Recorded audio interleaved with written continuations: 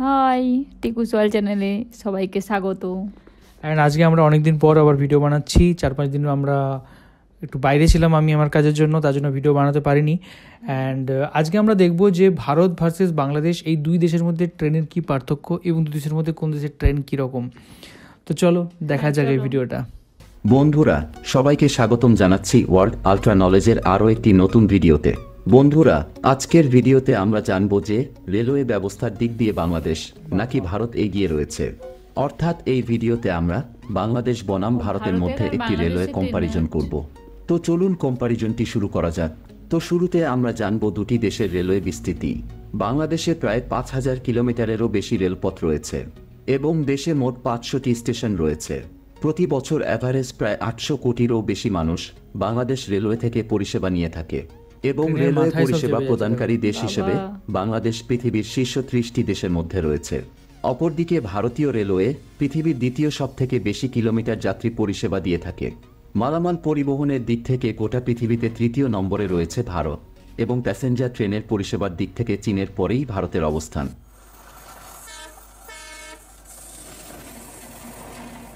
এবার জানব ট্রেনের গতি সম্পর্কে। বাংলাদেশের সোনার বাংলা ট্রেনের সবথেকে বেশি গতি রয়েছে এবং একটা জিনিস বলার জন্য এখানে করলাম যে, তবে একটা জিনিস হচ্ছে কম্প্যারিজন তো হচ্ছে, বাট ইন্ডিয়া দেশের মানে আয়তন অনুযায়ী দেশটা অনেক বড়, তার জন্য ট্রেনের সংখ্যা বা স্টেশনের সংখ্যা অবশ্যই অনেক বড় হবে, অনেক বেশি হবে। ঠিক আছে, চলো বাকি ভিডিওটা দেখা যাক। চলো। এই ট্রেনটির সর্বোচ্চ গতি হচ্ছে প্রতি ঘন্টায় 120 কিলোমিটার।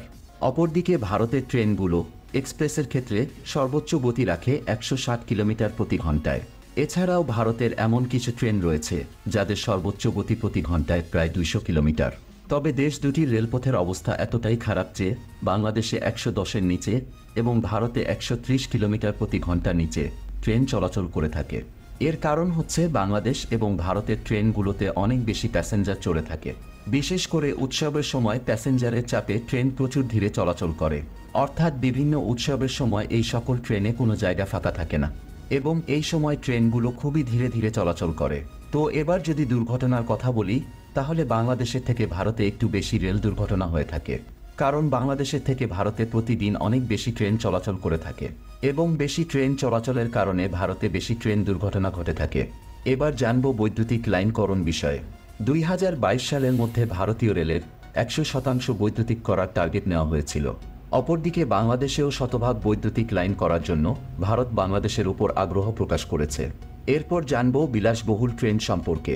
সোনার বাংলা হচ্ছে বাংলাদেশের সবথেকে বিলাসবহুল ট্রেন। অপরদিকে ভারতে মোট 7টি বিলাসবহুল ট্রেন রয়েছে।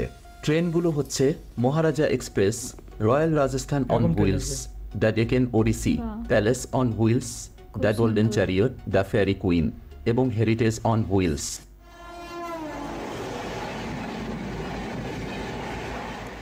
এবার জানব মনোরেল সম্পর্কে। বাংলাদেশে এখনো পর্যন্ত কোনো মনোরেল নেই এবং এখনো পর্যন্ত বাংলাদেশে মনোরেল তৈরি করার কোনো পরিকল্পনাও করা হয়নি। তবে অপরদিকে ভারতের মুম্বাইতে মনোরেল রয়েছে এবং এই মনোরেল ব্যবস্থার দিক দিয়ে গোটা পৃথিবীতে ভারত 7ম অবস্থানে রয়েছে।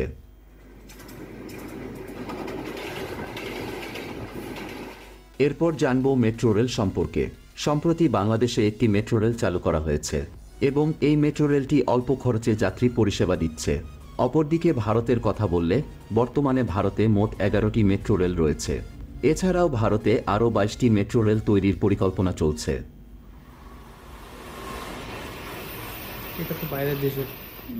এবার জেনে নিই বুলেট ট্রেন সম্পর্কে। বাংলাদেশ এবং ভারত দুটি দেশের ট্রেনই অত্যন্ত ধীরগতির। জাপান এবং চীনের সহযোগিতায় বাংলাদেশ এবং ভারতে বুলেট ট্রেন আসতে চলেছে এবং আগামী দশকে বাংলাদেশ ও ভারতে বুলেট ট্রেন দেখা যেতে পারে। বাংলাদেশে বুলেট ট্রেন তৈরি হবে ঢাকা এবং চট্টগ্রামের মধ্যে, আর ভারতে বুলেট ট্রেন হবে মুম্বাই থেকে আহমেদাবাদ পর্যন্ত, পরবর্তীতে কলকাতা এবং দিল্লিতেও তৈরি করা হবে।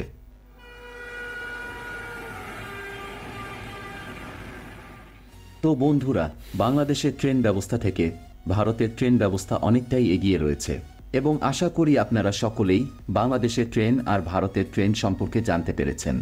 এবং আপনি যদি বাংলাদেশ বনাম ভারতের অর্থনীতি সম্পর্কে জানতে চান, তাহলে পাশের ভিডিওতে ক্লিক করুন। এটা দেখলে তোমার হচ্ছে ভারতীয় ট্রেন এবং বাংলাদেশি ট্রেন দু জায়গার ট্রেন কীরকম লাগলো বলো? হ্যাঁ, দু জায়গার ট্রেনেই ভালো লাগলো, কিন্তু এখনো পর্যন্ত ভারতে এগিয়ে আছে ট্রেনের দিক থেকে। হ্যাঁ, আর একটা জায়গাতে একটু ভুল ইনফরমেশন দিয়েছে যে 130 কিলোমিটারের বেশি যায় না ট্রেন, বাট 130-এর উপরেও ট্রেন যায়, 140, 150 এই লেভেলেও ট্রেন যায়। তবে এখন একটা যেটা সমস্যা সেটা হচ্ছে আমাদের দেশে, সেটা হচ্ছে যে ট্রেনে প্রচণ্ড লেট হয়। ইনফ্যাক্ট কালকে আমি ফিরছিলাম, তার জন্য ট্রেন ছিল 6 ঘন্টা লেট। 6 ঘন্টা লেট। আমি লিটারেলি ট্রেন ছেড়ে তার পরের দিনে আমি আবার সকালে ট্রেন ধরে আবার আসি। প্রথমে বিকেল 4:30টার সময় ট্রেন ছিল। হ্যাঁ, তো আমি মেসেজ আসে যে 2 ঘন্টা ট্রেন লেট। ওকে, ঠিক আছে, 1 ঘন্টা পরে বেরোবো। যখন 1 ঘন্টা পরে বাড়ি থেকে বেরোনোর পর জানতে চাই ট্রেন হচ্ছে রাত্রি 10:30টার সময়। তো তারপর আমরা কী করি, যে আমরা দেখি যে না, সেই দিন আর আসা যাবে না, তারপরের দিন আবার টিকিট কেটে আবার আসি। তো টিকিটের রিফান্ড করা বা কিছু অ্যাপ্লাই করা সেগুলো তো আমরা করিনি। কিন্তু এই অবস্থা। তোমাদের বাংলাদেশে কি অবস্থা সেটাও তোমরা কমেন্টে জানাও। তোমাদের ওখানে কি ট্রেনে এরকম ডিলে করে বা হয়? এখন একটা জিনিসের জন্য হয়তো ডিলে হচ্ছে, যায় না, সেটা হচ্ছে এই প্রয়াগরাজে যে এত বড় যে অনুষ্ঠান যেটা হচ্ছে, সেটার জন্য হয়তো বেশি ট্রেনের অনেক বেশি প্রেশার চলছে, এবং সেখানে এত লক্ষ লক্ষ কোটি কোটি মানুষ যাচ্ছে যে সেখানে একটা ভিড় হওয়াটা স্বাভাবিক।